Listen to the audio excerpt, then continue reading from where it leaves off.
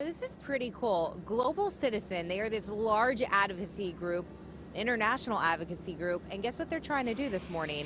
They're trying to feed the planet. I like that. But it's not just this morning, obviously. This is a big mission that they've been working on for years, and they're making an even bigger push this weekend, today, this week, here in the Big Apple. And it has something to do with, well, what you kind of see behind me, the United Nations, and that is what they're relying on. Leaders from the UN coming together. They want to make sure that they are finding ways to help people who are hungry. We know this is such a big problem, not only in our backyards, across the 5 boroughs, across the region, but now all over the world. Now today, it's a big day for Global Citizen. They lined Hunters Point South Park with 1,000 empty plates. You see those plates? It's pretty cool. Take a look.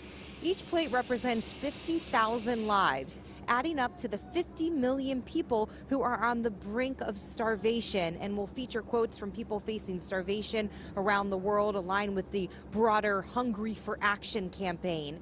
So these advocates are calling on world leaders at the UN General Assembly and President Biden's upcoming Global Food Security Summit to deliver on the $14 to $16 billion needed to solve the hunger crisis. The summit will happen later this month.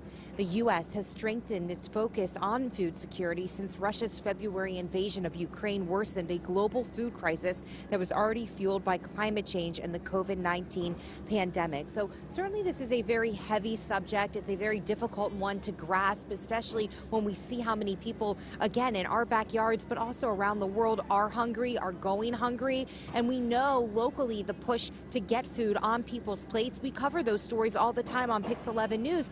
But to see this international group now coming here to our backyard, making a push, and I would say in a pretty creative way. It's pretty cool to see those empty plates on display with those messages. So who knows, maybe a little bit of work, a little bit of effort, it's going to make a big difference, at least in people's lives, people who really need the food the most. So that's what we're following here this morning. We are live in Long Island City. I'm Rebecca Solomon. We'll send it back to you guys.